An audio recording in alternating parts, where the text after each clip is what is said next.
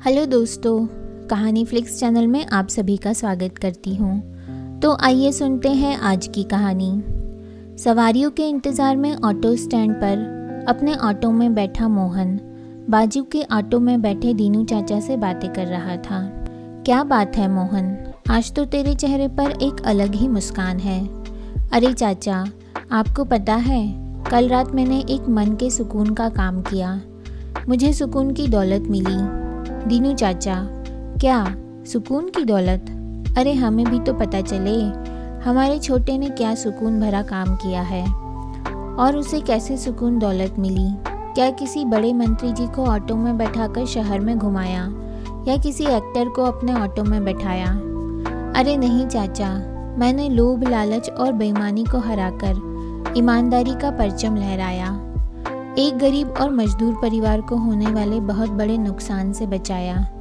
दीनू चाचा, क्या कह रहा है छोटे? ऐसा क्या किया तूने? तो मोहन बोला, चाचा कल रात मैं रोज की तरह लगभग 11 बजे सवारियों का इंतज़ार कर रहा था कि एक महिला और एक 12-13 साल का लड़का, जिनके पास 2-3 झोले, चादर, कंबल, एक पानी की केन, स्टोव आदि बहुत सा सामान था, बस से उतरकर सीधे मेरे पास आए और बोले, भैया सिटी हॉस्पिटल चलोगे? मैंने बोला हाँ चलो। उन्होंने ऑटो में फटाफट अपना सामान रखा और खुद भी बैठ गए। हम लोग 15-20 मिनट में सिटी हॉस्पिटल पहुंच गए।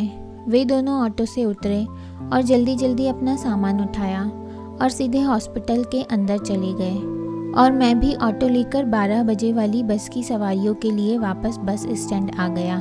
स्टैंड पर ऑटो खड़ा कर सोचा पीछे की सीट पर थोड़ा लेट जाता हूँ। पीछे गया तो देखा सीट के पीछे एक नीले रंग की पन्नी में कुछ बंधा हुआ पड़ा है। खोलकर देखा तो उसमें 500-500 के नोटों की 2 गड्डियाँ थी। 60-70 हज़ार से कम नहीं रहे होंगे। एक पल को तो मुझे लगा, यार आज तो लॉटरी लग गई है। शाम से सवारियाँ ले जा रहा हूँ, कोई पूछने नहीं आया। मन में आया कि इन पैसों को मैं ही रख लेता हूँ।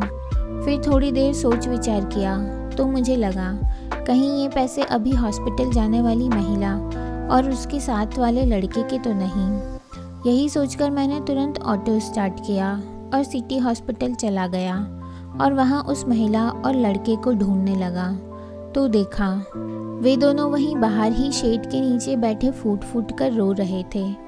मैंने पूछा तो वो महिला कहने लगी, भैया हम लोग दूर गांव से आए हैं, मेहनत मजूरी करके जीवन यापन करते हैं। मेरे पति यहाँ भर्ती है, उनके ब्रेन ट्यूमर का ऑपरेशन होना है।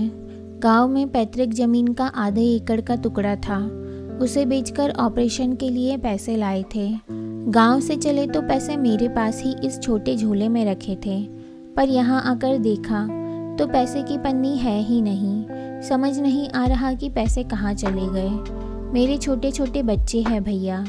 डॉक्टर कहते हैं कि पति का ऑपरेशन नहीं होगा तो उनकी जान को खतरा है। न जाने पैसे कहाँ गिर गए, कहकर वह लगातार रोई जा रही थी। मैंने बोला, आप चिंता मत करो, राम जी की दया से सब कुछ ठीक हो जाएगा।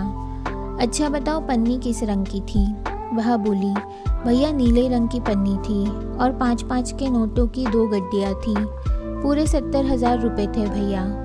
मैंने जेब से पन्नी निकाली और बोला, यह लो तुम्हारे पैसे। जल्दी जल्दी में मेरे ऑटो की सीट के पीछे गिर गए थे। पैसे लेकर उस महिला की जान में जान आई। पन्नी खोलकर मुझे 2000 रुपये देने लगी। बोली, यह रख लो भैया। मैंने बोला, नहीं नहीं, इसकी कोई ज़रूरत नहीं, यह आपका पैसा है, आप शांति से अपने पति का इलाज कराओ, सब ठीक हो जाएगा। मैं लौटने लगा तो वह महिला मेरे पैर पड़ने लगी। मैंने उसे मना किया और वापस आ गया। दीनू चाचा बोले, वाह छोटे, तूने वाकई बहुत अच्छा काम किया बेटा। आज जबकि समाज में कई लोग 1500 के लिए अपना ईमान बेच देते हैं, इतनी बड़ी रकम पाकर भी तूने अपना ईमान डिगने नहीं दिया। बहुत बढ़िया छोटे बेटा। सच्चाई, ईमानदारी और संतोष से बढ़कर कोई दौलत नहीं है। ईमानदारी की एक नेक पहल किसी का जीवन संवार सकती है और एक बेईमानी किसी का जीवन तबाह कर सकती है। बेईमानी से हमें क्षणिक सुख भले मिल जाए, पर उसका अंत हमेशा दुखद ही होता है। छोटे, मुझे तुझ पर गर्व है बेटा। दीनू चाचा के मुंह से यह सुनकर मोहन का चेहरा और भी खिल उठा। तो दोस्तों, आशा करती हूँ कि आज की यह कहानी आपको ज़रूर पसंद आई होगी। आपकी इस कहानी पर क्या राय है, हमें कमेंट में ज़रूर बताइए। और अगर आपको कहानी अच्छी लगी हो तो इसे प्लीज़ लाइक कीजिए एंड शेयर कीजिए और हमारे चैनल को प्लीज़ सब्सक्राइब कीजिए। तो मैं मिलती हूँ आपसे अगली कहानी में, तब तक के लिए बाय बाय।